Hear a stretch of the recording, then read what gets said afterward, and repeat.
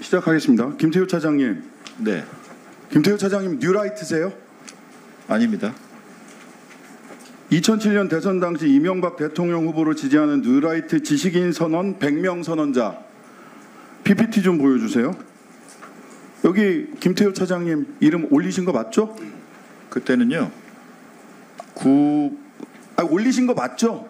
네, 이름은 올리라 그랬습니다만은 참석하거나 그 이후에 연결된 적이 없습니다. 뉴라이트 백인 선언 지식인 선언에 올리신 거 맞잖아요, 그죠? 네, 거기에는 같이. 근데 왜 지금은 뉴라이트가 아니세요? 그 이후에 활동한 적이 없기 때문입니다. 뉴라이트라는 게 부끄러우세요, 지금?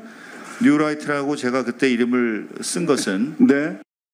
구태에 의연한 우파 보수를 벗어나서 신선하고 참신한 젊은 우파 보수 지식인이 되자, 그래서 그 말을 듣고 이름을 쓰라 그랬죠. 그러면 뉴라이트는 지금 어떤 말로 쓰입니까? 그 이후에는 제가 모르겠습니다. 아, 몰라요? 네. 세상에 이 정부는 굉장히 재밌는 게 뉴라이트라고 평가받는 사람들을 다 정부에 갖다 쓰면서 아무도 본인이 뉴라이트라고 얘기하는 사람이 없어요. 그렇게 부끄러운 호칭입니까? 뉴라이트의 개념을 많은 사람들이 정치적으로 재단을 했기 때문이라고 생각합니다. 뉴라이트가 본인이 생각하는 뉴라이트 개념은 뭡니까? 지금도 같습니다. 혁신적인 깨끗한 우파입니다. 아, 지금 뉴라이트로 평가받는 윤석열 정부에서 뉴라이트로 평가받는 분들 데려다 쓰는 분들 혁신적인 젊은 우파다 이런 분들 데려다 쓰는 거예요? 제가 인사권자가 아닙니다만 뉴라이트를 생각하고 인사를 하신 적이 없을 것입니다. 세상에 우리는 그러면 뉴라이트는 세상에 없는데 허상을 두고 국민들이 야당들이 뉴라이트 비판을 하고 있는 거라고 그 차장님은 지금 말대로라면 논리적 연관성 속에서는 그렇게 평가하시겠네요? 세상에 뉴라이트가 있습니까 없습니까? 뉴라이트가 많이 악용되었고 정치권에서 변질되었다고 생각합니다. 누가 악용했습니까? 그것은 알아서 판단을 부탁드리겠습니다. 누구요? 국민의힘입니까? 조국혁신당과 민주당입니까? 모두 해당한다고 생각합니다. 아, 국민의힘도 뉴라이트를 악용하고 계세요? 국민의힘 의원들이 굉장히 서운하실 것 같은데, 자, 중요한 것은 일본의 마음이라는 말씀하셨는데 왜 이런 말씀을 하셨을까 너무 궁금해갖고 논문을 찾아봤는데 아까 논문에서 그런 말을 쓴 적 없다라고 하는데 PPT 좀 보여주세요. 자, 일본이 한반도 2006년 한일 관계가 민주동맹으로 거듭나기 뭐 이런 논문 쓰셨는데 일본이 한반도 유사 사태에 개입하는 것이 기정사실화되는 것은 평상시 대북 억지력을 증대시키는 효과를 가져올 것이다 라고 해서 유사 사태 개입 주장하셨어요. 이 개입이 뭡니까? 일본의 미국에 대한 후방 지원입니다. 후방 지원이다. 네.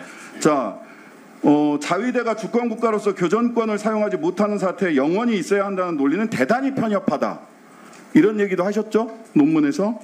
일본의 보통 국가화를 두 번째, 일본에서도 찬반이 있는 소위 보통 국가화를 지금 주장하고 계시는 거예요. 그죠? 일본의 평화 세력들은 이 보통 국가화를 다 반대하고 있는데 일본의 일부 극우 정치인들 아베, 기시다 등이 얘기하는 보통 국가화, 교전할 수 있는 나라를 김태효 차장님이 2006년부터 주장을 하셨어요. 자, 조선일보 2015년 칼럼 여기에 일본의 마음이 나오더라고요. 일본의 마음을 단순하게 축약하면 약속하고 합의한 내용을 어기는 한국을 못 믿겠다는 것이다. 이렇게 얘기하셨어요. 그리고 이번에 중요한 것은 일본의 마음이다. 이렇게 이야기하셨어요. 저는 뉴라이트 백인 지식인 선언에 자랑스럽게 이름을 올렸다가 지금은 뉴라이트라고 말도 하지 못하는 분, 그리고 뉴라이트라고 평가받는 수많은 사람들을 중요한 역사기관이나 안보기관에 중용하고 있으면서도 그분들이 또 뉴라이트가 아니라고 이야기하시는 분, 4명의 안보실장이 바뀌면서도 안보실 차장으로서 단 한 번도 자리를 바꾸지 않는 분, 그래서 실질적 안보실장이라고 평가받는 김태효 차장이 대통령을 위하신다면, 대통령을 이렇게 정무적 어려움에 빠뜨리는 것을 걱정하신다면 스스로 물러나야 된다고 생각하는데 어떻게 생각하세요? 제 거취에 대해서는 제가 말씀드릴 처지가 아니라고 생각합니다. 네, 스스로 물러나시는 것에 대해서 잘 생각해 보세요. 대통령에게 얼마나 큰 부담을 주고 있는지. 자, 다음 PPT 하나 보겠습니다. 자, 한일 기본조약 제2조입니다. 한일 기본조약 제2조 뭐라고 써 있느냐? 1965년에 맺은 거죠. 1910년 8월 22일 및 그 이전에 대한제국과 대일본 제국 간에 체결된 모든 조약 및 협정이 이미 무효임을 확인한다. 여기서 이미 무효는 언제부터 무효를 얘기하는 겁니까? 지금 저것이 어떤 문건인지를 제가 잘 보이지 않아서. 안보실 차장이 이 문건을 몰라요? 한일 기본조약 1965년 네. 본인 국제정치학자 아니세요? 네, 계속 질문해 주십시오. 1965년 한일 기본조약 제2조입니다.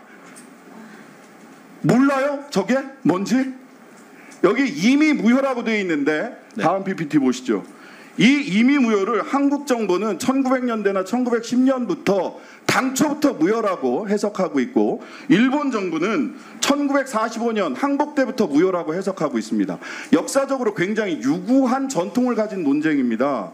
그때 잘 아시겠지만 무합의의 합의, 불합의의 합의라고 해서 각자 한국 정부는 당초부터 무효라고 해석하고 일본 정부는 1945년부터 무효라고 해석을 하죠. 1945년부터 일본 정부는 무효라고 해석을 하니까 이전에 한국 불법 강점을 전부 다 합법이라고 얘기하는 거고 그러다 보니까 강제징용 피해자들은 조선반도 노동자로서 그저 일본 같은 나라에 어디에 가 있었던 것에 불과하게 된 겁니다. 근데 이 사실을 모르신다고요? 어떤 문서인지도 몰라요? 저는 대한제국 그리고 상해 임시정부부터 우리가 주장해온 을사조약의 무효 주장에 대해서 동의하고 국제법적으로 힘이 강했을 시절에 일방적으로 일본이 주장하는 그 해석은 그 당시대로 또 존재한다고 이렇게 생각합니다. 그 당시대로 어떻게 존재하는 겁니까? 그 당시대로? 자, 이 해석 때문에 어떤 얘기가 나오는 거냐면요. 한국 대법원은 불법 강점이기 때문에 당초부터 무효이기 때문에 강제징용 배상 판결을 하는 겁니다. 그런데 김태호 차장을 비롯한 윤석열 정부는 제3자 변제안을 끄집어내는 거죠. 왜? 일본 정부의 1945년부터 무효라는 그 해석을 따르고 있기 때문에. 왜 제3자 변제안이 끄집어 나왔습니까? 1965년 한일 기본조약에 일본 측 해석을 따르고 있기 때문 아닙니까? 아닙니다. 노무현 정부와 박정희 정부도 똑같은 해석을 내려서 자체적으로 국가 예산을 들여서 강제징용 배상을 한 것입니다. 마지막 질문입니다. 그렇다면 한국 사법부의 판결은 잘못된 판결입니까? 한국 사법부 판결은 1965년 이미 무효 이것이 당초부터 무효라고 하는 해석에 입각해서 전원합의체 판결을 내렸어요. 사법부의 이 판결을 김태호 차장과 윤석열 정권은 어떻게 판단하고 계십니까? 그것을 존중해야겠기에 거기에 해당하는 제3해법을 마련하고 이행하는 것입니다. 제3해법을 어떻게 마련을 합니까? 이 앞뒤가 맞는 말씀을 하셔야죠. 존중하는 사람이 어떻게 제3해법을 제3자 변제안을 마련하십니까? 네, 신장식 의원님, 네, 정리해 주시고 보충 질의 때 추가 질의해 주시기 바랍니다. 존중이란 말을 그렇게 사용하세요? 윤석열 정부는